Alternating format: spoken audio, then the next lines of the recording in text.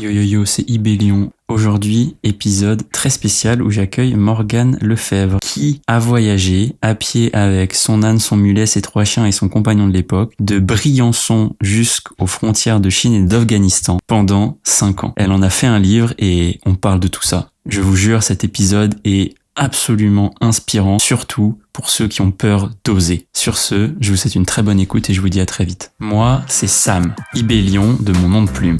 Je suis écrivain, coach et j'accompagne celles et ceux qui veulent renouer avec leur rêve d'écriture.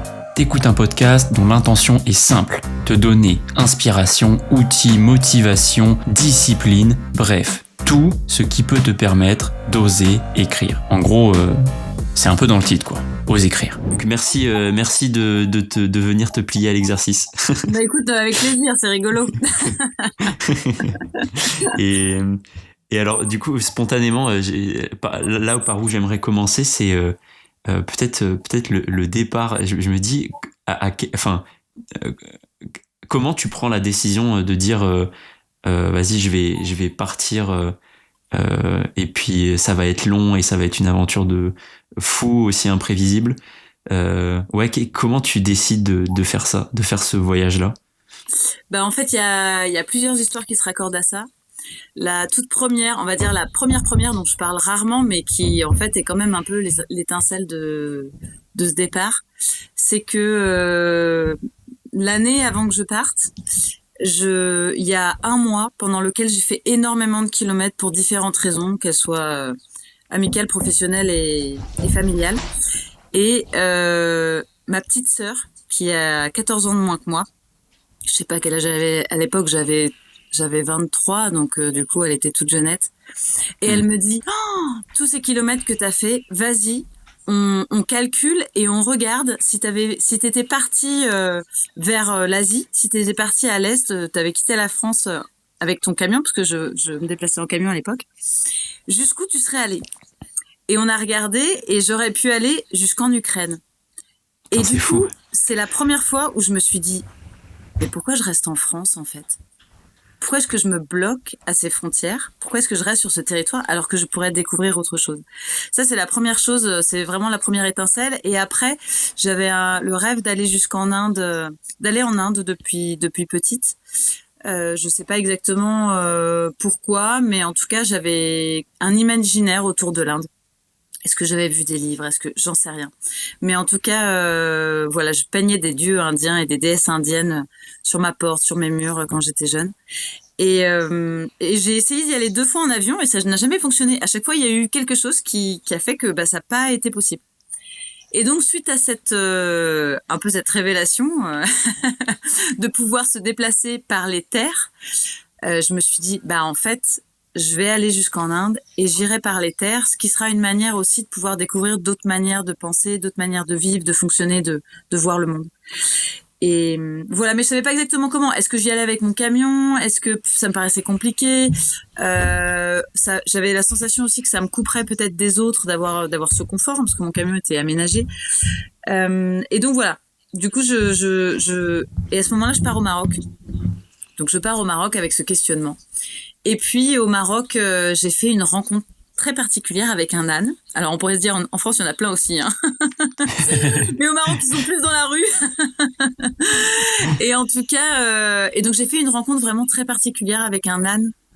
Et il s'est passé quelque chose qui est un peu indéfinissable. C'est un peu comme quand tu tombes amoureux, tu peux pas expliquer ce qui se passe avec l'autre. C'est voilà, il y a eu quelque chose. Et donc je me suis dit, oh, mais en fait je vais partir à pied en Inde avec un âne. Et suite à ça, je suis descendue dans le sud du Maroc, aux portes du désert. C'est un endroit où on a passé 3 semaines, 1 mois. Et voilà, on a rencontré pas mal de familles, on a fait beaucoup de choses avec les gens. Et puis, il y a un Marocain qui est venu me voir. Moi, j'avais une bicyclette que j'avais récupérée dans une déchetterie à l'époque en France, que j'avais retapée. Et donc, je me baladais beaucoup en vélo. Je posais mon camion quelque part et je me déplaçais beaucoup en vélo. Et donc, ce Marocain vient me voir et me dit, écoute, j'aimerais beaucoup t'échanger ta bicyclette contre quelque chose. Et du coup, je lui dis, écoute, franchement, en France, tout le monde jette tout. Je te l'offre. Quand je rentrerai, j'en trouverai sûrement une autre. Et du coup, pour lui, non, c'était vraiment important qu'on fasse un échange. Et donc, il me dit, non, mais réfléchis, en fait, c'est pas pressé. Tu peux réfléchir un peu. Et puis, quand t'as trouvé ce que tu aimerais, on en rediscute. Et en fait, 3 jours plus tard, il m'a entendu dire à quelqu'un à qui je racontais, en fait, je crois que quand je vais rentrer en France, je vais me préparer et je vais partir à pied en Inde avec un âne. Et donc, il m'a dit, écoute, Morgane, c'est ça notre échange. Moi, j'ai un âne. Toi, t'as une bicyclette. C'est notre troc, quoi. Et donc, si tu veux, alors je n'ai pas pris cet âne parce qu'il avait pas de papier, il avait que 6 mois, il était pas sevré et sans papier, il aurait jamais pu traverser la Méditerranée. Mais c'est pas grave, tu vois, je lui ai dit, en fait, t'as scellé quelque chose de bien plus grand que ça. Notre échange, il est bien plus grand encore que si tu m'avais donné ton âne. C'est que à partir de ce moment, je sais que tout est possible et que si ma direction est très claire, tout l'univers se débrouillera pour que je puisse atteindre mon but. Et donc voilà, et du coup ça démarre, voilà, avec on va dire ces 3 étapes un peu de ma sœur, avec cette histoire d'Ukraine, de cette rencontre avec cet âne et de cet échange avec ce Marocain, et cette histoire de tout est possible. Et puis je suis rentrée en France, j'ai commencé à dire voilà que j'allais partir à pied en Inde avec un âne. David, que je connaissais déjà, me dit mais vas-y, je te suis. Et l'idée c'était pas de partir voyager, l'idée c'était on lâche tout. On part s'installer en Inde ou au Népal. Et sur la route, on apprendra des populations qu'on va rencontrer, des territoires qu'on va traverser. Mais voilà, il n'y avait pas d'histoire, c'était pas un voyage, c'était devenu, ok, ce sera notre mode de vie. Donc il n'y avait pas de durée de temps, on savait pas combien de temps ça nous prendrait, on ne savait pas par où on passerait, on ne savait pas ce qu'on croiserait sur notre route. Enfin, en fait, il y avait rien dit. C'est marrant parce que c'est comme si on avait très clairement en visu l'objectif, mais par où aller passer notre chemin pour atteindre cet objectif, nous n'en avions aucune idée. C'est, je suis hyper touché et je trouve que c'est vraiment hyper inspirant. Tout ce que tu as raconté, enfin, je sais même pas par où commencer. Déjà, bravo d'avoir osé ça, de l'avoir fait. Et je trouve il y a tellement de belles choses positives et hyper inspirantes. Tu vois, le côté, ce que tu as partagé de dire on avait un objectif et puis finalement le chemin, on sait pas. En fait, c'est vraiment ça qui est magnifique dans la vie de manière générale et les objectifs, quoi. On se fixe toujours tout un tas de choses en oubliant qu'en fait, bah, le chemin sera beau et surtout on sait pas vraiment par lequel on va passer et que c'est aussi ça qui est excitant, quoi. Et il faut pas contrôler parce que si on veut contrôler, ça marche pas. Si on veut décider, non, ça fonctionne exactement. Pas. Tu vois, et en vrai, c'est quelque chose que je partage beaucoup dans l'acte d'écrire. Quand on a envie d'écrire un livre, mais en fait tu vois, j'avais jamais pensé, mais le parallèle que tu fais avec un voyage comme ça, il est hyper intéressant parce que effectivement, si t'aurais pu passer peut-être 1, 2, 3 ans à planifier ce voyage et à dire bon bah je vais passer par là, par là, par là, par là, et en fait tu l'aurais peut-être jamais fait en attendant comme ça. Et quelque part en partant alors tu l'as pas, j'ai pas la sensation que tu l'aies fait sur un coup de tête, mais tu vois, en partant un peu plus de manière en disant bon bah vas-y, on va voir ce qui se passe. Quelque part, ça rend ça possible, quoi. Et putain, c'est fou. C'est pas moi je dirais pas que c'est un coup de tête, mais je dirais c'est un coup de cœur. En fait, à un moment donné, et en tout cas moi je fonctionne beaucoup comme ça dans la vie, c'est en fait là c'est ça maintenant. Et du coup, si vraiment ça part du cœur, c'est que c'est juste. Après, ce que je vais vivre, ça ne voudra pas dire que tout sera simple. Hein. Et des difficultés dans ce voyage, il y en a eu beaucoup aussi. Mais c'est comme dans la vie. Mais en tout cas, ça a été vraiment, ok, maintenant c'est ça en fait. Et je vais le faire. Et comme beaucoup de gens au début me disaient, ah non, mais c'est pas possible, tu peux pas aller jusqu'en Inde à pied avec un âne. Non, mais attends, tu te rends compte. Enfin, non, mais. Et donc, du coup, au bout d'un moment, je ne le disais plus. Mais mon objectif était toujours clair. Je n'en parlais plus, mais juste je faisais en fait. J'avançais sur mon chemin. On a mis 6 mois à se préparer. On a donné toutes nos affaires, vendu nos véhicules, coupé les comptes bancaires, les assurances, là. Et voilà pour cet objectif de partir. Donc, il y a des gens qui pourraient dire un coup de tête. Pour moi, c'est pas ça. Pour moi, c'est un coup de cœur. Et je pense qu'il y a une grosse différence entre les deux. Ouais, c'est très bien dit. Et t'as raison de faire la distinction. Et qu'est-ce que est-ce que t'aurais un conseil pour quelqu'un justement qui a du mal à je sais pas, à se faire confiance, ou en tout cas à se faire confiance dans ce coup de cœur qu'il peut avoir, tu vois, et à se lancer dans cette espèce d'incertitude de rêve. Je sais pas si ma question est très claire, mais si, tu vois, mais je comprends ce que tu veux dire. Mais après, ce qu'on dit souvent, mais ça tout le monde le dit, en fait, c'est le premier pas le plus dur. Et donc je vois, tu vois, en plus depuis que j'ai écrit ce livre, que je partage, je rencontre beaucoup de gens qui ont le rêve de partir, pas forcément de la même manière, hein, parce que chacun a son rêve et sa manière de voyager, etc. Et peu importe, en fait, c'est ça qui est joli. Mais ce que je vois, c'est que les gens qui prévoient, comme tu dis, trop longtemps, à l'avance, etc. Alors, il y a des gens pour qui ça marche, hein, mais il y a des gens qui Bien ont sûr. beaucoup de peur et qui, en fait, ne partent jamais. Mais parce que le premier pas est vraiment le plus dur. Moi, ce que je dis souvent, c'est, alors après, chacun sa technique, hein. Moi, je peux pas, je fais la comparaison, toujours avec les histoires d'eau froide parce que j'adore me baigner. Et quand l'eau est froide, du coup, j'ai envie d'y aller aussi. Et donc, du coup, mais je peux pas y aller doucement. Je peux pas y aller lentement. Je suis obligée de sauter dedans. Et je fais un peu la même chose avec ce qui m'effraie où je me dis, oh, là, quand même, j'ai une inquiétude ou, oh, non, là, peut-être ça va pas marcher. J'y vais, en fait. J'arrête de réfléchir. Je me dis, j'y vais. Je regarde. Je tente. Parce qu'en fait, ça coûte quoi? Ça coûte quoi? Au pire, tu vas rentrer. Une fois, j'ai rencontré une jeune femme qui était partie pendant... Alors, elle avait le rêve de faire un long voyage. Finalement, elle démarre toute seule, avec un âne ou deux, je sais plus, et sa chienne. Et puis, au bout d'un mois, elle était en Espagne. Au bout d'un mois, sa chienne tombe malade. Et finalement, en désespoir de cause, elle se dit non, je peux pas en fait laisser ma chienne dans cet état-là. Je dois rentrer pour elle. Et donc, elle a arrêté son voyage. Quand elle est rentrée, il y a plein de gens qui lui ont envoyé le fait que ça avait pas fonctionné. Et moi, je lui disais, mais attends, tu rigoles ou quoi? T'es une nana, toute seule.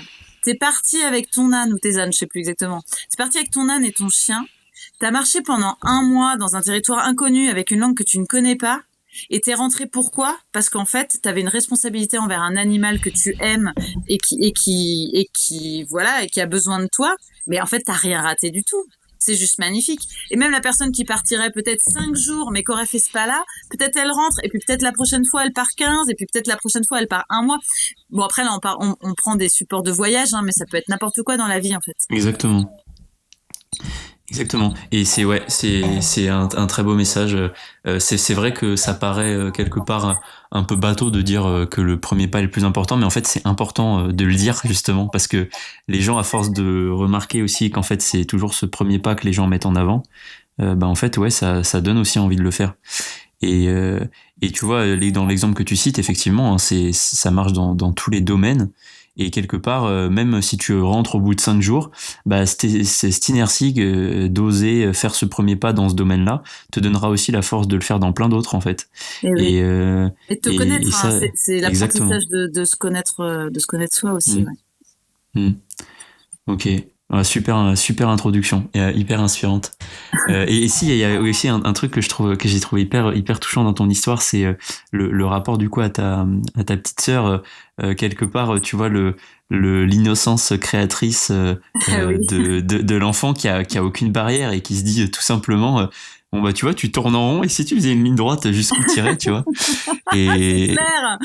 ouais et je sais pas tu vois genre parfois ouais pensons comme des enfants tu vois ça solutionne des problèmes ou même posons Et les questions à des souvent, enfants quelque part souvent, mais souvent. Et mm, puis, en fait, je crois que les enfants, ce qu'on perd des fois en étant adulte, c'est effectivement cette innocence du regard, cet émerveillement, mais aussi Alors, ils se disent pas ça comme ça. Ça, c'est vraiment une manière adulte dont je vais l'exprimer. Mais en fait, pour moi, on est venu s'incarner ici. La vie est pas hyper longue. En tout cas, dans cette vie, dans ce corps-là. Enfin, voilà, moi, en mhm, tant que Morgane, on va dire ici. Et que du coup, en fait, on n'a pas le temps d'oublier nos rêves. On n'a pas de temps à perdre, en fait, pour être autre chose que ce qu'on doit être vraiment. Pour être le plus honnête, au plus proche de ce qu'on est, que ce soit avec les autres, que ce soit avec nous-mêmes, que ce soit sur les actions qu'on est venu faire ici. Moi, vraiment, j'essaie de vivre ma vie comme ça en me disant, mais en fait, voilà, profite de chaque moment, de chaque instant. Tu sais pas quand ça peut s'arrêter. Ça peut être demain, en fait. Je sais pas quand je meurs. J'en ai aucune mhm. idée. Et j'ai vraiment...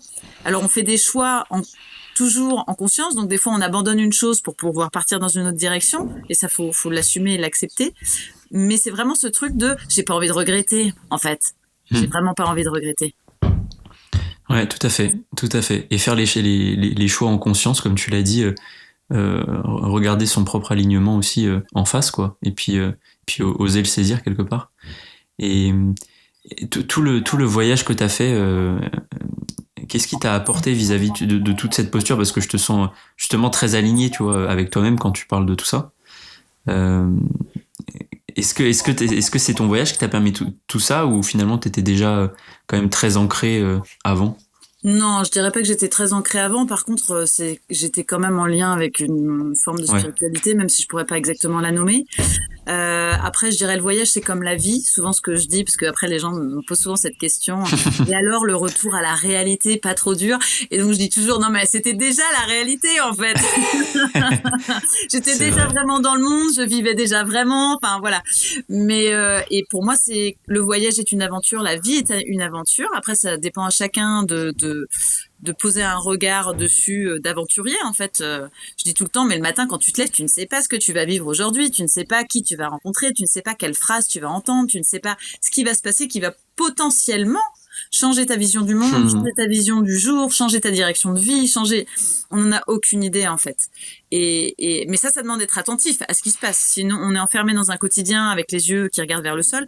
Bon, c'est sûr, on ne verra plus ça. Mais si tu regardes en l'air et que tu regardes les Ouais. nuages et que tu es attentif à chaque personne que tu rencontres et que tu es vraiment en présence avec le monde qui t'entoure, bon, bah là, il peut se passer des aventures et il peut se passer des choses. Et donc voilà, donc le voyage m'a apporté énormément, ça c'est sûr.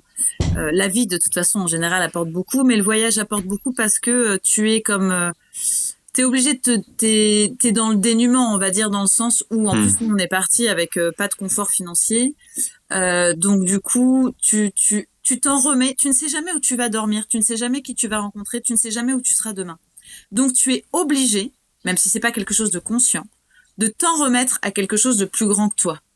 Et comme tu n'as pas le confort, et donc le confort t'enferme quelque part. Alors ça veut pas dire que parce qu'on est forcément enfermé parce qu'on est dans le confort, pas du tout. Hein, ça c'est une attitude face à la vie, mais comme tu n'es plus enfermé dans ce confort, tu n'as aucune sécurité. Eh ben tu es en écoute, en interaction systématique avec ce qui est autour de toi. Et donc, il se passe des moments complètement magiques. Et la vie, elle te répond à chaque moment. Et des fois, tu émets un souhait, que tu l'émettes verbalement ou à l'intérieur de toi de manière silencieuse. Et la vie y répond dans les 5 minutes ou dans les 2 heures. Et t'es là, mais attends, c'est un truc de malade. J'ai besoin de ça. Ou on a une problématique, paf, la bonne personne arrive au bon moment pour t'emmener au bon endroit, qui connaît la bonne personne. Enfin, c'est juste dingue. Et en fait, ce voyage te permet en tout cas, moi, m'a permis vraiment de voir et de comme tenir entre mes mains ce tissage qu'on pourrait appeler la trame du monde, tu vois, où où tout est en interaction en permanence, et que tu n'es absolument à aucun endroit séparé de ça. Tu fais partie de ce tout. Tu ne peux pas te considérer comme une entité qui est séparée du reste. Ça n'est pas vrai. C'est une illusion en fait. Et donc quand tu es et que du coup tu vises ce voyage de cette manière, tu t'en rends compte parce que la vie te le montre et que tu n'as plus le choix que t'en rendre compte et d'être dedans. Tu perçois que c'est comme si chaque mouvement que tu fais, chaque intention que tu donnes, chaque peut-être geste, action va comme donner une influence à influencer toute cette trame, alors plus ou moins loin dans la trame, comme un peu t'imagines une onde ou une bombe, il y a un truc qui pète et il y a la vibration qui va se réverbérer dans cette trame, elle va aller plus ou moins loin en fonction de ce que tu fais, en fonction de ce que tu dis, mais c'est un peu l'idée, tu vois, du battement de papillon qui va déclencher un tsunami à l'autre bout de la planète, c'est un peu ce truc-là. Et ça, tu le perçois de manière très palpable, je trouve, quand tu vis de cette manière, et d'autant plus quand tu vis en pleine nature. Nous, on était vraiment tu vois, en pleine nature en permanence, à dormir dehors, à dormir sous tente, mais par vents et marées, par neige et par -30, quoi. Donc du coup, tu retrouves cette vie plus humaine, je dirais, et cette connexion réelle à ce qui t'entoure par le biais de la nature aussi, par le biais de cette vie en pleine nature et avec des animaux. Ouais, c'est le mot qui m'est venu, c'est une sorte de simplicité quelque part. Tout à fait. C'est toujours l'effet que me fait la nature, effectivement.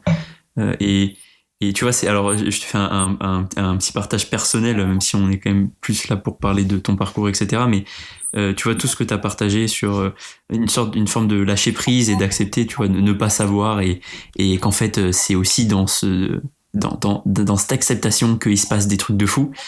Ça, tu vois, ça effraie mon ancien côté ingénieur, tu vois, très rationnel, très tête, qui se dit non mais attends, comment tu peux vivre entre guillemets si tu sais pas ce qui va se passer, tu vois.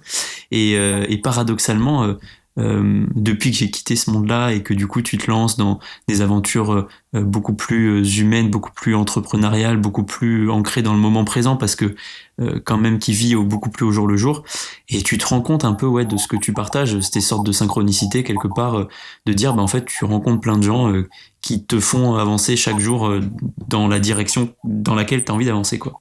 Et quelque part la seule chose que tu contrôles dans tout ça, c'est la direction que tu as envie de prendre et ce que tu as envie d'atteindre quoi. Et donc c'est ce qu'on revenait, enfin c'est la boucle de ce que tu disais au début. Hein. T'as l'objectif, tu sais ce que tu veux faire et après avance, voilà. Et puis tu verras bien. Et tu vois, j'ai cette ambivalence en moi entre oh putain c'est génial ce truc-là et en même temps tu sais j'ai toujours mon petit côté ingénieur qui est là en mode attention quand même, c'est bien de savoir un petit peu, tu vois. T'inquiète, c'est pas que les ingénieurs pour ce côté-là, hein, c'est le mental, hein, Ah oui, le bien mental qui vient sûr. enquiquiner tout le Bah monde. oui, Hein, c'est clair, c'est clair. Mais j'adore ce partage, le partage que tu fais parce que c'est quelque chose avec lequel du coup je travaille beaucoup avec les auteurs que j'accompagne, tu vois, parce qu'il y a une grande partie de lâcher prise dans un processus long quand on a un objectif clair, mais que voilà, on sait pas forcément par quel chemin on va passer. Donc c'est hyper précieux et j'aime beaucoup le parallèle que tu fais avec le voyage que tu as pu faire avec l'eau froide par exemple, ce genre de choses. C'est des exemples qui ancrent dans la réalité et qui te donnent aussi enfin, qui te montrent que ce lâcher prise est possible et que ces premiers pas sont possibles. et que Donc, parfois merci. parfois ça demande un effort. En fait, Oui. il y a quand Bah, même cette notion de ah oui, du coup le faire. Parce que tu vois, ouais. toujours on me dit ah oui, mais du coup maintenant pour toi, il y a des choses où on m'a dit ah oui, mais toi comme t'as pas peur, toi comme t'as pas. Non mais attends, moi j'ai peur comme tout le monde. Moi tu vois, je m'enferme des fois dans du quotidien comme tout le monde. Enfin, tu vois, je suis comme tout le monde. Quoi. Bien sûr. Et du coup, même d'être partie pendant 5 ans, parce que j'adore repartir avec mes animaux, hein, que j'ai toujours, et du coup, on repart régulièrement en randonnée, alors pour quelques jours, quelques semaines, quelques mois, quand on s'offre la possibilité. Mais je vois très bien que à chaque fois, si c'est pour quelques jours ou quelques semaines, ça va. Mais si ça doit être pour quelques mois, en fait, le challenge que ça demande à chaque fois, voilà, il y a l'histoire du matériel, machin, mais de se dire bon, mais maintenant, je lâche tout, en fait, je lâche ma maison, je lâche mes affaires, mes amis, mes projets, mes trucs. Là, en fait, pendant 2, 3 mois, il va se passer autre chose. Et du coup, t'es souvent rattrapé par ce truc-là qui dit ah oui mais attends il y a Ouais. encore ça à gérer, ah oui mais attends, parce que surtout que maintenant quand je repars je lâche pas mes comptes bancaires, mes assurances, mes machins, mes trucs, donc il y a toujours tu sais un peu ce fil tenu qui te retient un peu par le t-shirt et du coup je suis là Mm. bon, et généralement je me dis on s'en fout à quelle heure on part, même si on doit partir à 18h30 en fait, on part à 18h30, on marche une demi-heure et on dort ailleurs parce que sinon tu pars jamais. Il faut, Ouais. il y a quand même cet effort de non mais en fait là vas-y là tant pis c'est pas prêt, c'est pas machin, c'est pas, mais on y va, vas-y lance-toi quoi. Mm. C'est ça, t'as raison. Ça n'enlève pas la peur, le doute ou ce genre de choses. T'es de toute façon obligé de composer avec, hein, et quelque part aussi d'en faire enfin, vouloir atteindre un objectif différent implique de faire des choses différentes. Et les choses qui sont différentes, qu'on connaît pas, qui sont hors de notre zone de confort, bah forcément nécessitent de se confronter à nos peurs, à des choses qu'on sait pas, etc. Et ouais, c'est aussi quelque part un bon indicateur de on va dans la bonne direction. Si c'est un petit peu quelque part, si c'est un peu, ça fait un peu peur, c'est tant mieux. Ça veut dire qu'on va vraiment découvrir quelque chose, quoi. Ah oui, Ouais, dans tous les cas, c'est une ouais, expérience. C'est ça. Dans tous les cas, on exactement. apprend et c'est comme ça qu'on se révèle aussi parce que moi, à travers ce voyage, j'ai découvert des facettes de moi que je ne connaissais pas. J'ai Mm. découvert des réactions que je pouvais avoir dans des zones où j'avais extrêmement peur. Et puis finalement, confrontée au danger, bah, j'ai pu percevoir que, ah, mais en fait, non, dans ce cas-là, je réagis comme ça. Ok, je peux avoir confiance en ma réaction. Je Mm. peux avoir confiance alors c'est pas toujours le cas, des fois tu dis ah oui, ah là c'est un endroit un peu plus fragile, là c'est pas hyper simple, et dans ce cas-là c'est aussi chouette, bah alors ça dépend si tu voyages tout seul ou à plusieurs. Avec David du coup on a vraiment pu découvrir aussi notre complémentarité et décider de ah non ok, ça a mis du temps hein, et on est passé par des expériences dures pour accepter qu'il y a des endroits où c'est l'autre en fait qui est plus compétent que nous-mêmes pour prendre une décision, pour réagir à une situation. Mais voilà, il y a des Mm. moments où tu es obligé de dire ouais, là en fait, c'est toi qui vas gérer parce que en fait là dans cette situation là, tu te débrouilles bien mieux que moi. Mm. C'est aussi ça. C'est vrai, c'est vrai. Et le Du coup, t'en as fait un livre qui s'appelle Au bord des mondes, c'est ça, si je dis pas de Ouais, bêtises. au bord des mondes. Et t'as eu cette idée à quel moment de vouloir le partager sous forme de livre? Ben en fait, alors c'est rigolo parce que j'ai toujours aimé écrire. Mais moi, je suis Ouais. photographe à la base. Et tout au long du voyage, il y a plein de gens qui nous ont dit. Alors voyage, j'aime bien préciser que le mot voyage est venu depuis la bouche des autres et au retour, parce que pour nous, comme je te le disais tout à l'heure, c'était vraiment Oui, un c'était mode pas de ça, vie. pardon. Ouais. C'était pas Hmm. ça, on pensait pas rentrer, mais finalement, la vie est pleine de surprises. Et donc, tout au long de cette aventure, les gens nous disent ah mais vous allez écrire un livre et tout ça. Et puis nous, on était vraiment, mais en fait pas du tout. On n'est absolument pas parti pour ça. On ne pense pas rentrer. On va pas écrire un livre. Mais par contre, j'ai toujours tenu un cahier de notes où j'écrivais de la poésie, où j'écrivais le nom des gens, des lieux, des petites histoires, de ce qui se passait, etc. Et puis en fait, il y a un moment du voyage qui est devenu une zone un peu complexe pour nous, un peu avant, enfin quelques mois, on va dire, avant le demi-tour, bien 6 mois avant, Hmm. à peu près, et où j'ai commencé à avoir besoin d'écrire plus, besoin d'écrire Ok. des textes plus longs, besoin de poser par l'écriture ce qui se passait, peut-être pour avoir un peu plus de recul sur les choses aussi, pouvoir me libérer de certaines émotions. Et en écrivant, à un moment donné, je me suis dit non mais attends, en fait, en vrai, ce qu'on a vécu et ce qu'on est en train de vivre, ce qu'on est en train de vivre, c'est un peu dingue. Et tout le monde va pas partir à pied à l'autre bout de la planète avec un âne. Et tout ce que j'ai appris, tout ce que j'ai compris, toutes les questions que je me pose ou les réflexions que j'ai eues ou que j'ai encore, je me suis dit franchement, enfin ça vaut le coup d'être partagé en fait, et ça aurait du sens. Et c'est comme si à ce moment-là j'avais compris, je crois que c'était au Kyrgyzstan, comme si j'avais commencé à comprendre pourquoi tout le monde avait dit ah il faudra écrire un livre, parce que Hmm. oui en fait ça avait du sens de partager cette expérience. Voilà, à travers des mots, à travers des photographies, à travers, tout à l'heure tu parlais, bah oui, il y a des photographies, oui, il y a des aquarelles, c'est des ambiances différentes, ça permet de rentrer dans une atmosphère aussi, ça permet de toucher du doigt des moments qu'on a pu traverser, même si ça ne dit pas par les mots, mais ça dit complètement autrement. Ça touche les gens autrement aussi, de voir des visages, de mettre des regards, voilà, parce que c'est ça le voyage aussi. Et puis du coup, c'était un peu... Et donc au début, je me suis dit, ah bah tiens, je vais faire un petit recueil. Voilà, je vais compiler des textes et j'en ferai un petit recueil. Bon, Hmm. c'est un petit recueil qui fait 570 pages maintenant. Donc voilà, parce que du coup après, bah, j'ai bûché quoi. J'ai repris toutes mes notes. Je me suis dit, waouh, qu'est-ce qui était riche, qu'est-ce qui était fou, qu'est-ce qui était dur, pays par pays. J'ai essayé d'extraire un peu de ma mémoire ce qui me parlait encore, ce qui était resté là, tu vois, Ouais. un peu comme les trésors que j'avais trouvés, que j'avais ramassés tout au long du voyage.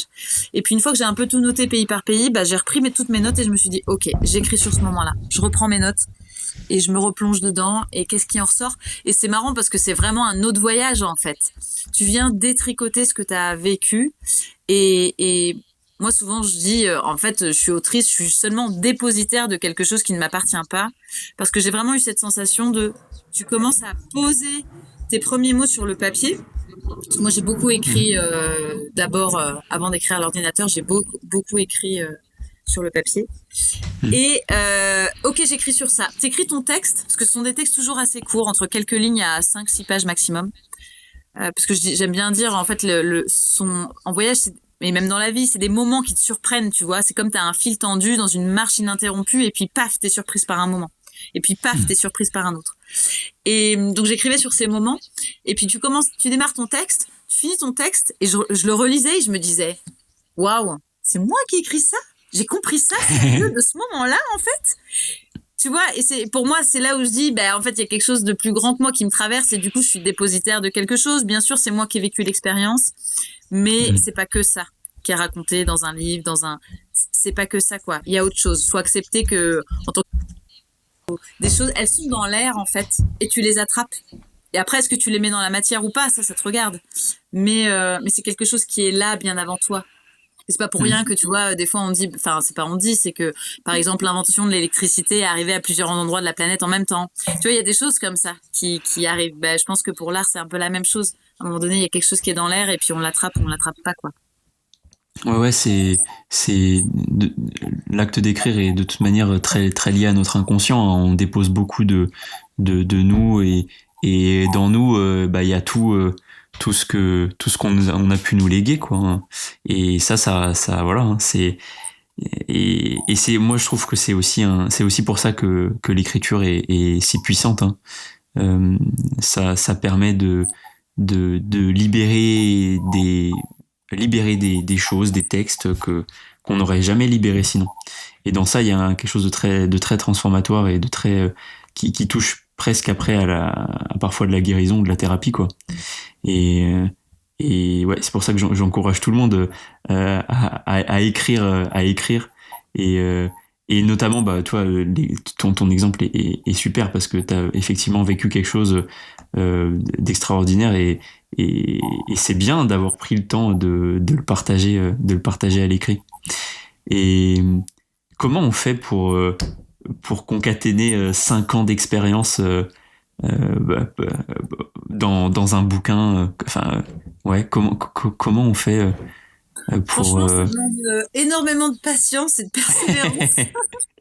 Et ce qui me fait rire, parce que quand tu dis, ouais, c'est bien que tu l'aies fait, et je me dis, tu vois, ça me questionne en même temps, je me dis, c'est bien que je l'ai fait. En fait, je pense que j'ai pas vraiment décidé, comme, je- voilà, je parle d'être traversée, je parle de décision de oui, cœur, etc. Je pense qu'à un moment donné, ça descend, et en fait, c'était ça, et je devais faire ça. Et du coup, j'ai pas eu le choix. Est-ce que moi, je prends l'idée en me disant, oui, j'ai décidé que ce serait bien de partager. Bon, je peux le voir comme ça, et je le raconte un peu comme ça. En vrai, je pense qu'il y a quelque chose qui est descendu. À ce moment-là, c'était ça que je devais faire, et du coup, c'est ce que j'ai fait. Et après, ça m'a demandé énormément de patience, de persévérance, parce que c'est 5 ans, et tu te dis, waouh, qu'est-ce ah que ouais, je raconte? 5 ans, je peux pas raconter 5 ans, en fait. Donc, je dois choisir des moments, je peux pas tout dire. hmm, Il y a des choses que j'ai envie de partager, mais moi, j'aime aussi beaucoup partager de manière poétique, et donc, des fois, il y a des textes, enfin, c'est pas qu'on comprend pas forcément, on comprend pas forcément exactement de quoi il s'agit, de qui il s'agit, parce qu'il y a des choses que j'avais besoin de partager, mais en même temps, j'ai pas forcément envie de tout livrer non plus. Et en même temps, ça a du sens de le livrer, mais par ailleurs, faut que ça mette la personne dans un état, qu'elle puisse capter quelque chose sans forcément comprendre avec le mental exactement de quoi il s'agit. Euh, Après, je t'avoue que voilà, moi, ça m'a duré 4 ans et demi entre l'écriture, la mise en page, hmm. l'impression. Donc ça a été long. Comme tout projet qui est long, en tout cas pour moi, hein, je sais pas comment ça se passe pour les autres, hein, mais pour moi, il y a toujours un moment où je me dis, en fait, ça ne se concrétisera jamais. Il n'y aura jamais de livre. Je ne vais pas y Hmm. arriver. Tu vois, le doute du coureur qui voit qu'il est tellement proche de la ligne d'arrivée et il pense qu'il a plus de force, en fait, et qu'il n'y arrivera pas. Ouais. C'est un peu ce truc-là. Et donc voilà, ça m'a demandé beaucoup de patience et de persévérance, surtout que pendant qu'on écrit, on n'est absolument pas rémunéré, alors que ça Bah demande des ouais, heures hallucinantes de ouais. travail. Bon, on n'est pas plus rémunéré quand on vend le bouquin après, mais Non, non, c'est toujours, tu vois, c'est ça pour le coup, c'est un truc que je dis tout le temps, même aux gens que j'accompagne, c'est que de toute façon, t'écris parce que ça a du sens pour toi, etc. Parce que c'est un accomplissement, parce que c'est une fierté, parce que tu te sens aussi de vouloir partager quelque chose que t'as vécu, etc. Mais effectivement, si t'es drivé que par l'aspect financier, ah bah c'est mort. et que t'as pas de connexion à l'amour de partager et d'écrire, ça va être très compliqué pour toi, tu vois. Ah bah oui. Et et tu vois, C'est alors un c'est, don. pardon, Pour vas-y, moi, ouais. c'est un don. Pour moi, c'est un Oui. don c'est un don que tu fais au monde Ouais, exactement. Exactement, et tu vois, t'as dit quelque chose tout à l'heure, là, quand je disais c'est bien que tu l'aies fait. Ce que je voulais souligner, c'était aussi le fait que tu te sens, tu vois, effectivement, parfois tu te sens traversé par des messages comme ça, mais il faut oser quand même aller les poser et les partager. Et, et, et ça demande du courage, ça demande de traverser les peurs, les doutes, et parce que oui, c'est un exercice qui est long, et tu vois, du coup, t'es un bon exemple parce que effectivement, 4 ans et demi, tu vois, c'est long. Et en 4 ans et demi, quand t'as pas les idées claires et que voilà, que t'as des doutes, etc., c'est dur d'arriver au bout. Et moi j'en croise plein des auteurs ou des autrices comme ça qui en fait ont des vies tellement intéressantes, tellement passionnantes. Et c'est effectivement très dur de faire le tri dans tout ce que t'as envie de raconter. Et puis t'as tous ces doutes, toutes ces peurs qui parfois te disent non mais en fait je vais abandonner tout ça, ça sert à rien, je suis en train de me perdre, etc. Et ouais, persévérance, tout à fait. et puis prendre le temps de, de, de clarifier, je dirais, tu vois, on parlait d'objectifs tout à l'heure. Moi, j'aime bien parler en écriture d'intention, tu vois, d'avoir une intention très claire. Qu'est-ce que j'ai envie de faire avec ce livre? Et ça permet de faire le tri aussi dans ce qu'on a envie de raconter. Euh, et, et voilà un conseil que je peux donner aux gens comme ça, mais c'est tu m'as réveillé plein de choses. J'ai envie de dire plein de choses à tel point que du coup je me mélange dans ma tête. et, et non et donc voilà, je disais ça, pardon, c'est pour ça que je disais que c'est bien que tu l'aies fait parce que t'as osé le faire, tu vois, jusqu'au bout. Et, euh, et effectivement, ça m'étonne pas que ça ait pris du temps. C'est quand même un livre qui fait 560 pages. Et en plus, t'as une histoire aussi de mise en page. Effectivement, t'as pas juste du texte, t'as tout à agencer, etc. Oui, Mais alors ça, j'ai eu la chance d'avoir du coup un ami qui s'appelle Régis Ferré qui travaille avec des maisons d'édition et c'est lui qui m'a fait la mise en page. Bon, on a travaillé ensemble, hein, mais ouais. c'est quand même lui le professionnel et ça c'était une chance incroyable parce que j'aime beaucoup son travail et que je trouve que voilà avec les choix qu'on a fait à deux, mais lui aussi sur certaines choses voilà dont il a l'habitude, qu'il a vraiment mis en valeur, je trouve mes photographies, les textes, etc. Hmm. Et ouais, ça je suis tout à fait consciente de la chance que j'ai eue de pouvoir travailler avec lui. Ouais, l'écriture est toujours est rarement solitaire finalement. Ah oui. Il y a toujours ouais, parce qu'effectivement après c'est comme c'est un chemin qui est long, c'est bien d'être entouré toujours. Long et puis en plus une fois qu'il est écrit tu vois moi je vois aussi que bah, après tu au fur et à mesure des années tu changes, t'écriras peut-être les choses différemment, tu relis ton livre tu dis non mais Exactement. attends aujourd'hui je le dirais plus comme ça. Ça c'est ouais c'est ça et tu vois c'est bravo de pas être tombé dans ce piège-là parce que effectivement ça c'est un truc quand l'écriture d'un livre dépasse même franchement un an et demi, là tu peux être sûr que t'es confronté à des trucs du genre non mais en fait il faut que je recommence tout depuis le début. Ah mais ça Et m'a traversé hein, ça m'a bah ouais traversé hein. ouais Mais tu peux tu pas en m'étonnes. fait. Enfin, tu peux Mais pas ouais ouais te c'est prendre enfin c'est trop énorme comme travail donc tu dis bah en fait non ce sera comme ça, j'en parle dans ma préface hein. Je dis voilà l'écriture elle est aussi évolutive, ça a duré longtemps et du coup les textes du début sont pas écrits de la même manière que les textes de la fin, enfin voilà c'est mais c'est comme ça, c'est le lecteur m'accompagne tout au long du voyage et de mon apprentissage à l'écriture, enfin voilà de cette je dirais pas découverte parce que j'écrivais déjà avant mais en tout cas de cette évolution à travers l'écriture aussi. ouais, finalement, il y a un peu un double voyage dans le livre. Hein. T'as le voyage que tu racontes et puis aussi le voyage toi intérieur que t'as vécu avec l'écriture, quoi. Donc Exactement. c'est joli, ouais, c'est joli. Et parmi tout, ouais, parmi tous les pays que t'as pu traverser, est-ce qu'il y en a un euh, qui t'a, je dirais, d'un point de vue vraiment peut-être artistique d'écriture, tu vois, qui t'a vraiment plus inspiré que les autres, ou en tout cas qui t'a fait voir les choses vraiment différemment. J'emprunte volontairement l'axe plutôt artistique, je dirais, de l'écriture, mais ouais, je suis curieux de savoir s'il y en a un Mmh. qui t'a marqué particulièrement. Bah, au niveau de l'écriture, hein, c'est difficile à dire parce que je trouve que tous les endroits qu'on a traversés, que j'ai rencontrés, m'ont touché pour des choses différentes. Hmm. Des fois parce que c'est une rencontre où tu fais waouh, alors là, incroyable. Des fois c'est parce que c'est une terre particulière ou une ambiance dans un lieu particulier, une énergie particulière. Des fois c'est parce que, enfin voilà. Donc je pense que tous les territoires étaient propices à l'écriture. Tu vois, même sur des zones où des fois qui sont un peu plus sombres ou qui viennent toucher des endroits plus noirs, je dirais parce Hmm. que c'est hyper aussi inspirant. Enfin voilà, d'ailleurs il y a des auteurs et des autrices qui écrivent très très bien quand dans des endroits qui sont sombres et qui sont douloureux et qui sont voilà. Donc c'est ça qui est intéressant aussi, c'est la richesse des territoires et des expériences traversées qui offrent une richesse incroyable d'écriture euh, à travers les émotions que tu peux vivre et les expériences que tu peux vivre. Enfin là, il y a plein de trucs qui me traversent et je me dis ah waouh, dans cet endroit-là, c'était tellement beau que mon cœur était emporté et donc l'écriture avec, si tu veux, Hmm. dans des zones. J'ai adoré l'ancienne Perse. Enfin moi, je suis charmée par l'Iran. Je suis amoureuse presque de ce territoire et de cette population.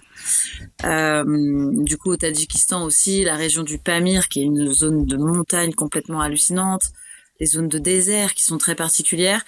Et en même temps, là d'un coup, une effluve du Kyrgyzstan, qui a été une zone très complexe pour nous à traverser, avec des expériences humaines pas faciles. L'Arménie, à des moments pour moi où j'étais toute seule et où c'est pas évident en tant que femme, et où là, du coup, c'était des zones plus sombres, mais qui, du coup, m'ont permis aussi de plonger dans l'écriture, dans autre chose, quoi. Et je trouve que c'était hyper riche aussi. Donc je dirais pas, en tout cas au niveau artistique, je pense que les deux sont hyper importants. C'est la question de l'équilibre. De toute façon, il y a les deux. Bien Et dans sûr. mon bouquin, il y a vraiment les deux. Et il y a des zones qui sont peut-être plus magiques et puis des zones qui sont vraiment très dures. Donc voilà, moi j'ai essayé en tout cas dans ce livre d'amener de la sincérité sur ce que j'ai vécu. Donc de ne pas représenter le voyage que comme une suite ininterrompue de moments uniquement magiques, parce que c'est pas vrai. Oui. Parce que c'est l'expérience de la vie et que c'est l'expérience du feu. Donc il y a de tout.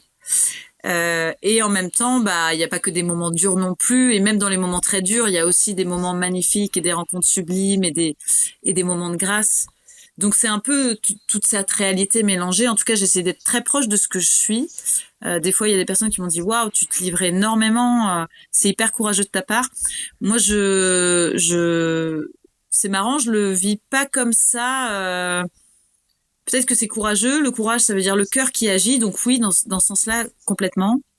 Mais je trouve que c'est ça qui a du sens, en fait. Je verrais pas le sens de raconter ce que je vis en racontant quelque chose de surface. Ça pourrait, hein, pourquoi pas. Mais du coup, oui, là, je parle de mes peurs, je parle de mes colères, je parle des moments, voilà, de grâce et du divin aussi, parce que c'est quelque chose qui me parle. Ça parle pas à tout le monde, mais Bien sûr. il y a des expériences qui étaient tellement transcendantales ou tellement pas vraiment compréhensibles avec le mental que ouais, je le raconte parce que ça fait partie de moi. Et là, je crois que j'ai un peu perdu ta question. Oui, Non, excuse-moi. t'inquiète. Ouais, T'inquiète, c'est hyper intéressant. sur l'écriture, ouais, au niveau artistique, tu sais, c'est comme, enfin, moi, je pense que je suis un peu poète. J'écris de la poésie. Il y en a dans le livre. Il y a aussi des manières poétiques d'écrire. Bien sûr que les endroits où tu te sens plus amoureuse vont plus t'emporter dans quelque chose de léger. S'il y a un pays que je dois garder, ce sera l'Iran, c'est sûr. Pour moi, c'était un peu les mille et une nuits, parce que c'est vrai. C'est comme les mille et une nuits. C'est comme les mille et une nuits. C'est vraiment une chasse au trésor. C'est vraiment une zone poétique qui est très dure aussi parce que c'est l'Iran et qu'il y a une politique très difficile. Mais c'est aussi des gens qui sont très en lien avec leurs racines, avec leur histoire, avec avec leur histoire, avec leurs racines, aussi avec leurs artistes, avec leurs poètes, voilà, on est encore dans une population qui alors je sais pas si c'est vrai partout parce que là j'ai des exemples qui sont plutôt citadins, mais est-ce que ça existe encore chez nous? Des groupes de jeunes. Alors bon, aujourd'hui, ils sont plus si jeunes que ça, ils ont mon âge, quoi. Mais, mais qui te citent. Voilà, on est en discussion, je sais pas, on est ensemble, on partage un moment, et puis paf, il y en a un qui va dire un poème de Rumi, et puis paf, il y en a un qui va dire un poème d'Omar Khayyam, et hop, enfin tu vois, et il y a il y a quelqu'un qui va se mettre à chanter une chanson, il y a un lien avec les arts. Alors, est-ce que c'est parce que ils sont censurés et que du coup c'est d'autant plus important? Est-ce que parce que ça continue d'être, il y a une continuité de la transmission qui s'est arrêtée un peu chez nous parce que à l'époque de ma grand-mère c'était un peu le cas. Tu vois, on citait quand même du Jean de La Fontaine, on citait, tu vois, aujourd'hui beaucoup moins. Et alors ça dépend toujours avec qui, hein, c'est toujours possible, mais je trouve que c'est moins présent dans notre quotidien. Moi, c'est quelque chose qui me charme complètement, que j'adore parce que c'est aussi nos poètes, nos musiciens, nos artistes qui transmettent de la spiritualité, qui transmettent du sacré, qui transmettent de l'esprit en fait à travers notre société. Et que moins on a d'artistes présents, en tout cas d'artistes peut-être autonomes, on va dire, et moins peut-être il y a d'esprit. Enfin, c'est une question que je me pose. Et donc oui, j'ai été très charmée par ouais, on va dire l'Iran, si je dois garder un pays. C'est, c'est, j'étais en train de regarder un peu les aquarelles que tu faisais aussi en parallèle. Je vois qu'il y a des petits symboles. Je reviens sur ça juste après, mais je rebondis sur ce que tu partageais là vis-à-vis des transmissions, etc.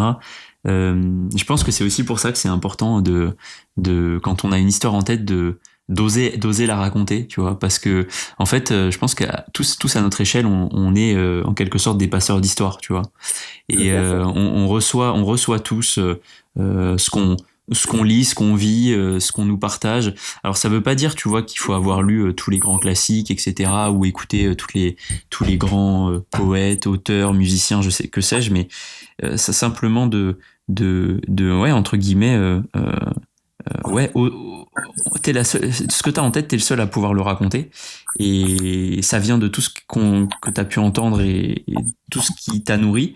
Et ça participe aussi à transmettre tout ça. Et peut-être que je sais pas si on le fait moins. En tout cas, moi j'ai la sensation depuis que je me suis tourné vers ce métier beaucoup plus orienté autour de l'écriture et qui aide aussi les gens à écrire. J'ai l'impression d'y être de plus en plus connecté et du coup de rencontrer de plus en plus de gens qui sont toujours dans cette démarche de partage. Mais effectivement, tu vois, il y a des bulles. Bon bah voilà, en ingénierie, c'était pas forcément les pauses café, on parlait pas vraiment de ça, tu vois. J'adore. Voilà. Et je dis pas, tu vois, je fais pas de généralité. Non, parce qu'il y a des ingénieurs poètes, hein. Bien sûr. Et tu vois, et en fait, c'est ça qui m'impressionne le plus et je le partage souvent. C'est qu'en fait, c'était aussi à cause de moi. Et quand je dis ça, c'est que ma passion de l'écriture, je l'ai eue pendant très longtemps, même en étant ingénieur. Et en fait, je la partageais pas. Et quand j'ai commencé à la partager au travail, en fait, je me suis rendu compte qu'il y avait autour de moi, j'avais des gens qui lisaient, j'avais des gens qui écrivaient, mais qui en fait n'en parlaient pas eux-mêmes parce que t'as le truc de dire, mais en fait, avec un ingénieur qui écrit, mais on est où, tu vois? Et quelque part, tu vois, le fait de partager cette passion-là qui m'animait et cette volonté aussi, moi, de changer de vie, bah, en fait, tu rends compte que t'allumes des lumières chez les gens, tu vois. Et ça rejoint un peu ce qu'on disait tout à l'heure, c'est quelque part quand toi-même tu décides de t'aligner avec ce que tu as envie de faire dans ta vie et ce qui a du sens pour toi, quelque part ça donne aussi le courage aux gens qui t'entourent de eux-mêmes se connecter à ce qui est important pour eux. Et Mais ça, bien c'est sûr. vraiment l'effet papillon dont tu parlais. Et ça rejoint tout cet aspect de partage, quoi. Et donc tu vois, au départ je dis bah ouais en fait en ingénierie on parlait pas d'écriture, mais en fait c'est aussi parce que moi j'osais pas en parler quoi. J'ai une responsabilité individuelle dans ça, et c'est pour ça que de manière toujours un peu provocante mais c'est toujours bienveillant, je dis aux gens oui mais voilà l'histoire que t'as en tête, t'es le seul à pouvoir le raconter. Si tu le fais pas personne le fera et franchement c'est dommage de priver le monde de ce que t'as en tête tu vois. Exactement. Et voilà. Bah, c'est la question d'être au plus proche de ce qu'on est à chaque Exactement. moment. Parce que comme tu Voilà. dis, voilà, si tu es au plus proche de ce que tu es et que tu parles de ce que tu aimes, tu allumes des lumières chez les autres qui potentiellement n'osent pas. Et en fait, oui, ça fait domino, quoi. C'est ça, une boule de neige, domino, effet papillon. Chacun choisit sa métaphore, tu vois. Mais voilà. Et pour autant, ça enlève pas ce que tu disais aussi de garder les pieds dans le réel, tu vois. Ça veut pas dire qu'il faut être oisif et vivre d'amour et d'eau fraîche, tu vois. Au contraire, ça empêche pas la rationalité de la réalité quelque part. Et t'as utilisé une image tout à l'heure sur laquelle j'ai pas rebondi, mais que j'ai bien aimé. Tu disais donc t'es dans le sol et tu regardes le sol avec tes yeux, tu vois. Et quelque part, c'est ça qui te bloque dans le mental et dans la réalité. Et donc, je sais plus d'où ça vient, mais j'avais entendu une fois dans une musique quelqu'un qui disait les yeux dans le ciel, les deux pieds dans le sol. Et j'ai toujours bien aimé cette citation parce qu'elle te dit voilà, ose rêver, ose regarder quelque chose de grand et un objectif que voilà qui a du sens pour toi. Et reste aussi ancré à tes racines, ta rationalité, qui est pas fondamentalement négatif, quoi. Voilà. Désolé, j'ai toutes mes briques qui se sont alignées avec tout ce qu'on a dit et voilà. J'ai rentré dans le partage. Du coup, je rebondis sur ce que je disais tout à l'heure là sur les aquarelles. J'ai vu que du coup, je regardais celle de l'Iran là. Je vois qu'il y a deux symboles. T'as un taureau ailé et un lion avec un sabre. C'est les symboles du pays ou rien à voir. C'est un pays que je connais pas du. Ouais, D'accord. c'est symbole solaire et symbole lunaire. Ok, ok. Et du coup, c'est marrant parce que ouais, il y a beaucoup, il y a tout un imaginaire pictoral aussi là-bas et autour des dieux, de leurs anciens dieux, etc. Parce que c'est un joyeux mélange. On parle de l'Iran effectivement comme un pays musulman parce que comment dire, les gouvernants sont islamistes, mais il y a plein de religions, enfin il y a différentes en tout cas religions qui s'entremêlent et qui coexistent là-bas et assez bien en plus. Et donc voilà, et donc il y a tout un imaginaire aussi pictoral autour de ça. Et donc là c'est le symbole lunaire et le symbole solaire. Et c'est rigolo parce que du coup j'ai peint aussi une aquarelle de la France. Et finalement, j'ai également mis le symbole lunaire et le symbole solaire. Et j'ai trouvé en arrivant en Iran, alors est-ce que ça vient de moi ou est-ce que ça vient voilà, d'une réalité? Ça, j'ai du mal à le savoir, mais David partageait exactement la même impression après avoir traversé quand même un petit paquet de pays, je sais pas combien, avant d'arriver en Iran. Quand on est entré sur le territoire, immédiatement, on s'est senti un peu comme chez nous. C'était facile pour moi de comprendre la mentalité, c'était facile de comprendre les fonctionnements des gens. Je sais pas, il y avait quelque chose que je trouvais très en lien. Alors j'ai appris par la suite qu'il y avait eu quand même pas mal de liens. Parce que quand on est parti au niveau géopolitique, etc., je connaissais pas grand-chose. Finalement, il y avait pas mal on apprend beaucoup en voyageant, enfin si on s'intéresse en tout cas, et qu'il y avait beaucoup de liens. Il y avait eu beaucoup de liens entre l'Iran et la France, notamment artistiquement. D'ailleurs, ils ont des mots, que ce soit dans le théâtre ou dans la peinture, qui sont des mots français, et enfin qui viennent du français. Et du coup, c'est rigolo. Et donc, j'ai fait le pont. C'était pas forcément intentionnel, mais je m'en suis rendu compte après. J'étais là, ah, c'est marrant, tu vois. Encore là, il y a encore un lien entre les deux. Où je me suis retrouvée. Parce que si tu veux, sur ces aquarelles, en fait, j'ai décidé de faire des cartes pour pouvoir emmener un peu les gens aussi sur l'imaginaire du territoire. Et auquel j'ai associé toujours un ou des animaux, mais souvent un plus particulièrement. Là, la France et l'Iran, c'est particulier, mais un animal soit symbolique, soit emblématique. Soit qu'on a beaucoup rencontré. Donc voilà, là c'est plutôt symbolique, mythologique, mais voilà. Ouais, c'est vrai, c'est vrai qu'il y a le parallèle, Iran-France avec la chouette et le coq, la lune et le soleil. Ouais, c'est intéressant de voir de voir le parallèle quelque part que tu peux faire toi quand tu te retrouves quelque part que tu connaissais pas. Est-ce que tu aurais peut-être je sais pas, un auteur, un livre iranien qui pour découvrir les artistes de là-bas, ou les écrivains de là-bas?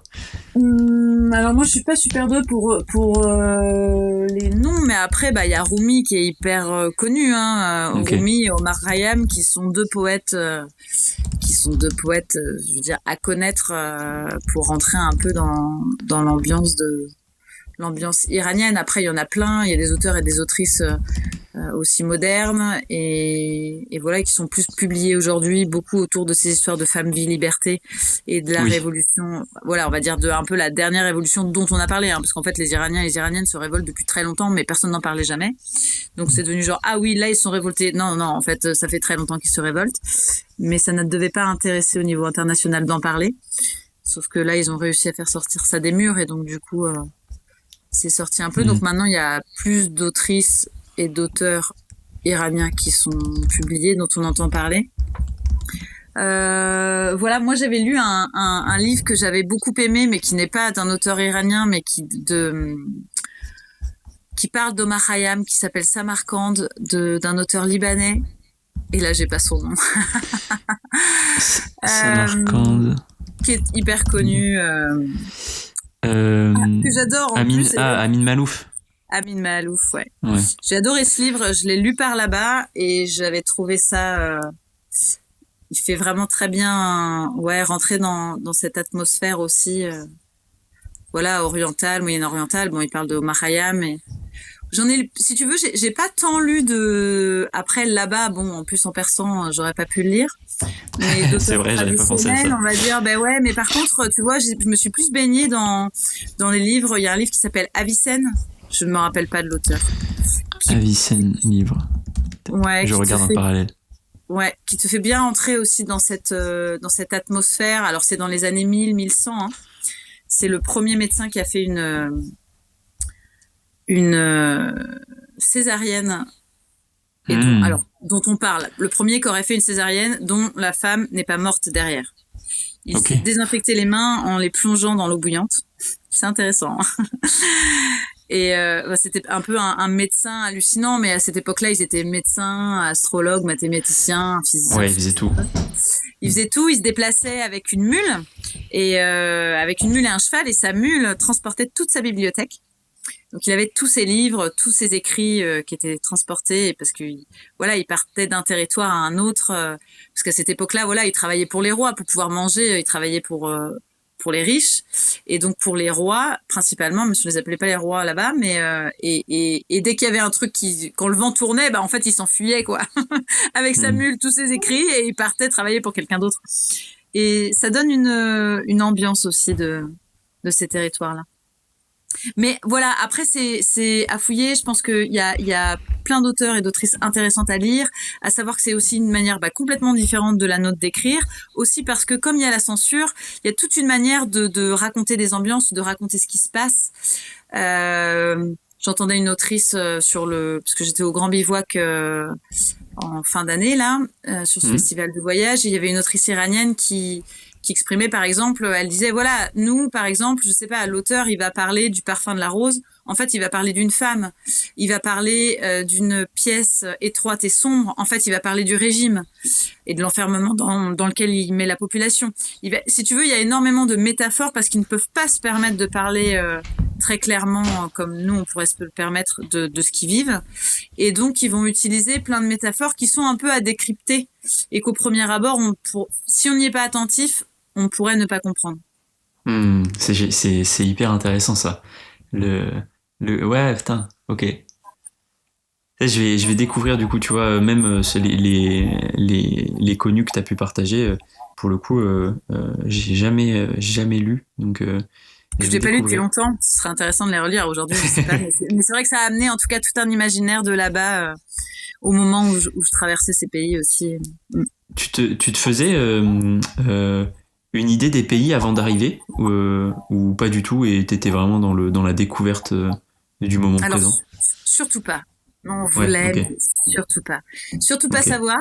Et je trouve ça super intéressant parce que le nombre de gens que je vois partir dans un endroit ou un autre avec tellement d'idées préconçues, de préjugés, qu'en fait, il y a tellement de préjugés que c'est compliqué d'en sortir, en fait. Et d'accepter même la parole de l'autre. Il y a des endroits où on a été rejoints par des personnes que je ne nommerai pas, qui sont venues nous voir et c'était fou parce que les gens venaient nous donner des informations. Je sais pas, on est avec un Ouzbek par exemple et il nous raconte quelque chose de l'histoire de son pays, tout ça. Et la personne en face est là, non mais ça c'est pas vrai en fait, c'est n'importe quoi qu'il nous raconte. Ok. D'accord, donc toi tu considères que la personne qui vit ici, dont c'est l'histoire, le patrimoine et qui connaît quand même, tu vois, se trompe alors que toi qui habites à l'autre bout de la planète, qui ne connais rien du pays ou en tout cas ce que tu as pu en lire ou avoir de préjugés, tu penses que toi t'as la vérité. Et c'était hyper intéressant et je l'ai pas vu qu'une seule fois, hein, c'est arrivé plusieurs fois. Et donc nous on avait pris vraiment le parti pris on ne se renseigne de rien. Alors après, il y a des informations qui t'arrivent aux oreilles. Souvent, les informations du pays voisin qui sont complètement erronées en plus. Et du coup, ça te permet d'arriver sur un territoire, d'avoir le cœur et les oreilles ouverts à tout. Et donc, comme tu rencontres en plus des gens qui n'ont rien à voir les uns avec les autres, qui vivent des réalités sociales complètement différentes, qui vivent dans des milieux complètement différents, du coup, ça te donne un peu une idée plus proche de la réalité du peuple en tout cas, de la manière dont les gens pensent, de comment ils conçoivent les choses, d'une idée de la politique. Alors soyons bien clairs, de toute façon moi je pense que même en France on se fait une idée de la politique et bon ce qui se passe derrière on n'en sait pas grand chose. Donc quand t'es à l'étranger c'est la même chose. Et puis les interactions entre les pays les uns les autres etc. Donc voilà, chacun a son avis.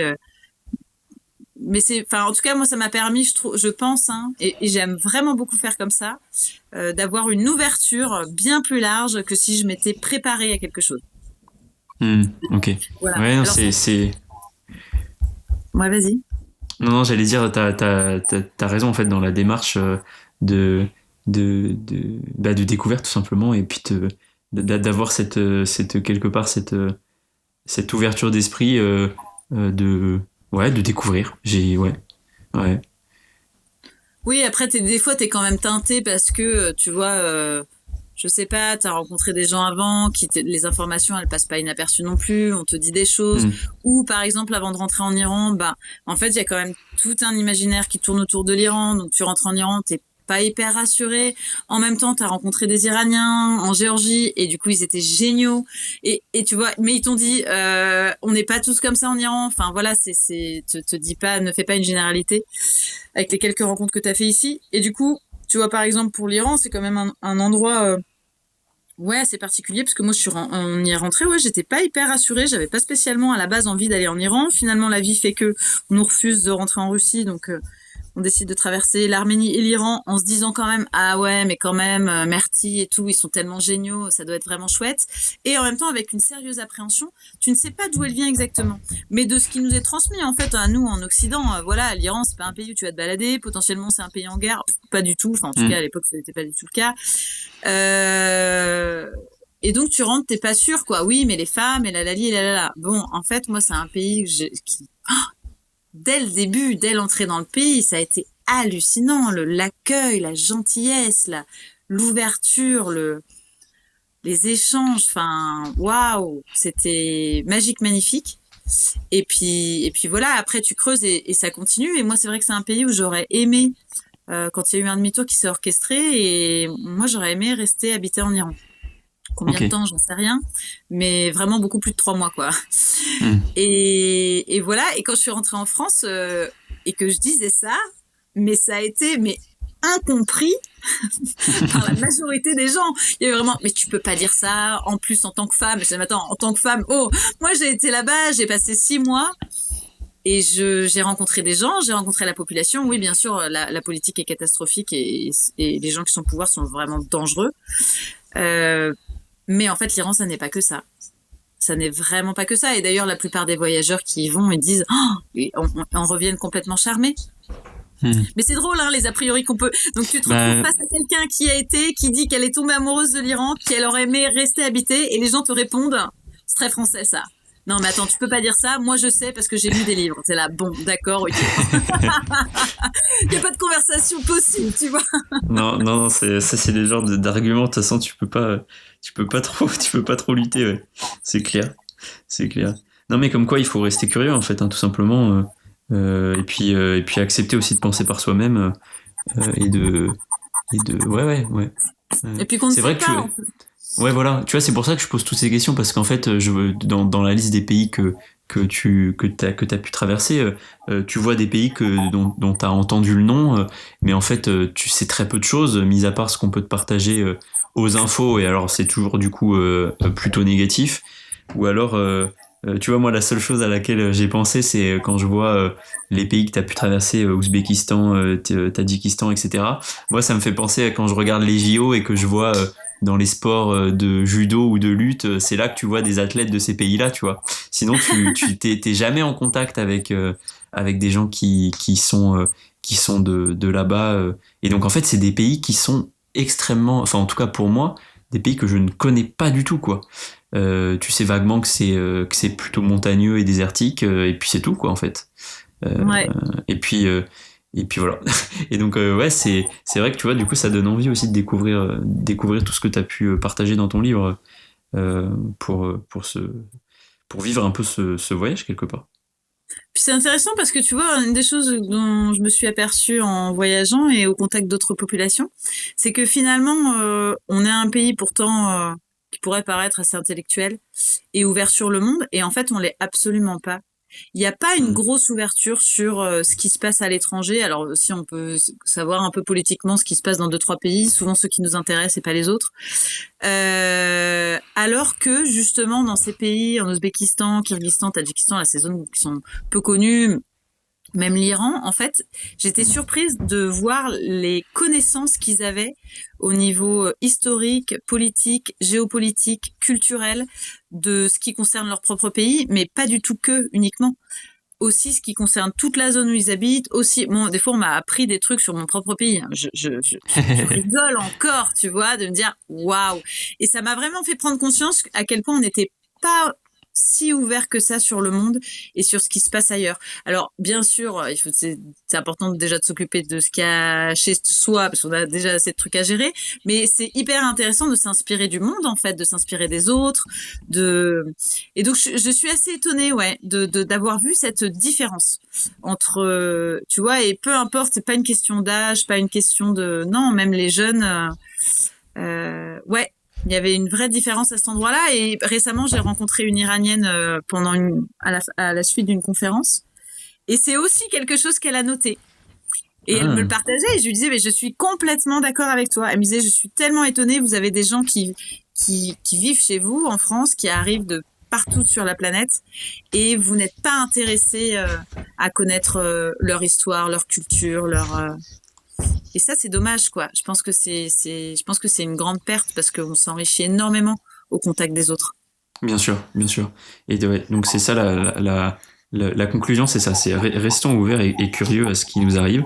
Et ça permet aussi, en fait, c'est très inspirant, hein, tu vois, c'est ce que je te disais au début quand tu partages ce qui t'a fait partir dans cette exploration. Moi tout de suite tu te dis mais en fait il y a plein de trucs que j'ai en tête et j'ai peut-être que je peux oser les faire en fait quoi. Et c'est ça vient du contact de l'autre et de s'intéresser à ce qu'il raconte et tout ça. Donc ouais, très beau message. Et ton livre maintenant, j'avais vu que tu l'avais fait avec une campagne Ulule. Et Ouais. maintenant, si on veut se le procurer, comment ça fonctionne? Alors, pour se le procurer, le plus simple, c'est d'aller sur mon site. Ok. Et sur mon site, donc c'est morganelefebvre.com.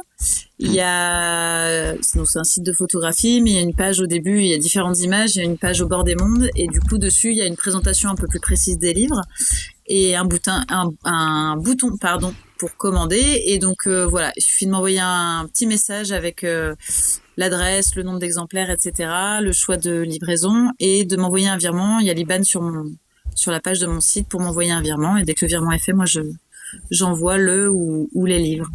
Trop bien. Voilà, c'est possible aussi de le commander en librairie. Il est dans les librairies qui sont autour de chez moi, mais c'est moins intéressant pour les libraires parce qu'en fait, avec les frais de port et tout ça, ils s'y retrouvent pas vraiment. Oui, c'est un livre qui est très lourd, il fait 2 kilos quand même. Donc, ah oui, effectivement. Bah oui, non, mais c'est bah ouais, c'est logique. C'est un livre. Déjà, il fait 560 pages, puis il y a des photos, donc c'est forcément du papier qui est un peu plus épais. Ouais, donc ouais, forcément. Ouais, c'est un beau, c'est un beau livre. Bel objet. Ouais, carrément. Et alors, il y a une question que j'aime bien poser aux auteurs pour terminer à chaque fois. C'est si tu devais me raconter quelque chose d'insolite sur ce livre, qu'est-ce que ce serait? D'insolite. Qu'est-ce que ce serait? Là, je pense à mon âne et à ses frasques. C'est vrai qu'on n'en a pas parlé, oui. On n'a pas parlé de mes animaux. Hein. C'est quand même la base quand même de cette histoire. Hein. Et puis, je veux dire, c'est ma famille, quoi. C'est eux qui m'accompagnent, enfin voilà, qui ont accompagné un paquet d'expérimentations. Du coup, je vais parler d'eux comme ça, on termine là-dessus, c'est chouette. En fait, dans mon livre, une fois par pays, je fais raconter mon âne ou mon mulet. Une petite, voilà, ils donnent leur point de vue sur ce qu'on vit ou sur ce qu'on fait, comment est-ce qu'ils vivent les choses eux pour donner un point de vue plus animal, plus voilà, un peu différent du côté humain. Et voilà, j'aime bien parce que nous on a vécu plein d'aventures, mais les animaux ont vécu plein d'aventures aussi. Ça a été tout déjà c'est une rencontre parce que nous on n'y connaissait rien, hein, âne, mulet, chevaux. Et donc on est parti un peu comme ça. Notre âne il avait 1 an et demi, notre mulet 4 ans. Notre mulet a une histoire difficile parce qu'il était maltraité et que du coup il avait très peur des gens.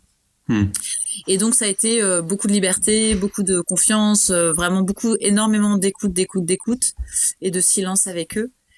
Et donc voilà, et donc dans le livre je raconte de temps à autre comment ils vivent les choses aussi, leurs balades, leurs aventures. Mon âne, parce que mon âne est un mâle entier, donc voilà, il fait des rencontres avec des femelles. Mon mulet qui enfin voilà, qui a son tempérament, son caractère. Donc des fois c'est lui qui pose un regard sur, par exemple, il y a un jeu traditionnel qui s'appelle le Oulak au Kyrgyzstan. Alors eux ils disent Oulak, mais c'est le Bozkashi, qui est un jeu traditionnel assez connu qui est joué dans tout le Moyen-Orient. Tu sais, c'est l'ancêtre du polo, mais sauf qu'il joue avec un corps de chèvre ou de mouton. Je sais pas si tu vois ce jeu-là. Bon, il y a eu pas mal de reportages qui sont passés à ce propos.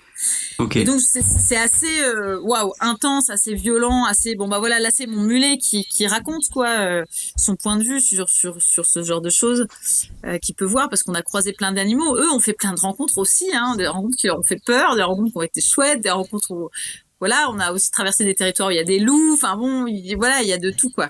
Donc ouais, on pourrait dire ça un peu la petite note. C'est voilà, cette histoire avec ces animaux quand même qui font partie de notre quotidien et qui ont apporté énormément de choses à ce voyage, qui l'ont rendu très particulier du fait de cette vie en pleine nature, rendu obligatoire par la présence des animaux. Ouais. Voilà, on a traversé quelques villes, dont Istanbul, mais sinon on était en pleine nature en permanence, que ce soit montagne, campagne, enfin voilà, désert, etc. Et donc ça donne aussi tout un ton, parce que tu fais des choix en fonction de tes animaux, voilà, il faut leur trouver à boire, à manger, les protéger. Et si tu devais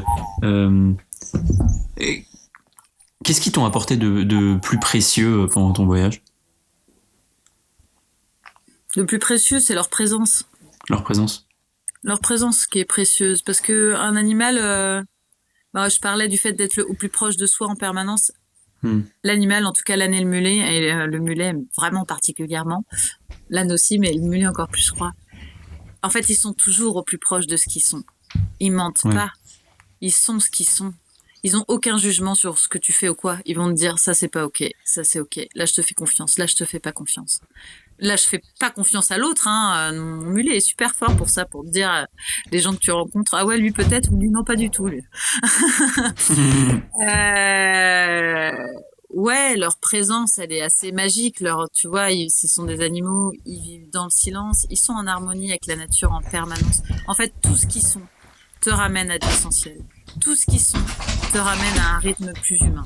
Tout ce qu'ils sont te ramène à la simplicité et en même temps à la magie de cette vie en pleine nature au quotidien, par vents et marées et par toutes saisons, quoi. Donc oui, c'est leur présence et tout ce que ça veut, tout ce qu'elle raconte derrière. J'adore ton partage, parce que c'est tout à fait ça. Tu vois, moi j'ai un petit chien, et effectivement dans les moments où la vie est dure, où t'as où t'as des épreuves, machin, effectivement tu vois tu le regardes et tu vois dans ses petits yeux la simplicité, et puis quelque part cette espèce de ralentissement qui te fait dire mais en fait il y a des choses plus importantes que ta petite broutille là du jour, et ça te ressente, je trouve. T'as raison, c'est très précieux comme présence, les animaux de manière générale, la nature encore de manière plus générale, mais les animaux dégagent quelque chose de particulier. Ouais. Mais ils font partie de la nature, et nous aussi en fait, c'est juste qu'on l'a oublié, donc on fait des scissions, mais la réalité c'est qu'il n'y en a aucune de scission entre tout. C'est vrai. C'est une très belle conclusion. Merci Morgane pour tous tes partages. C'est moi qui te remercie. C'était hyper inspirant, et peu de doute que ça inspirera beaucoup. Bah écoute, je souhaite, en tout cas ça aurait été ma petite part.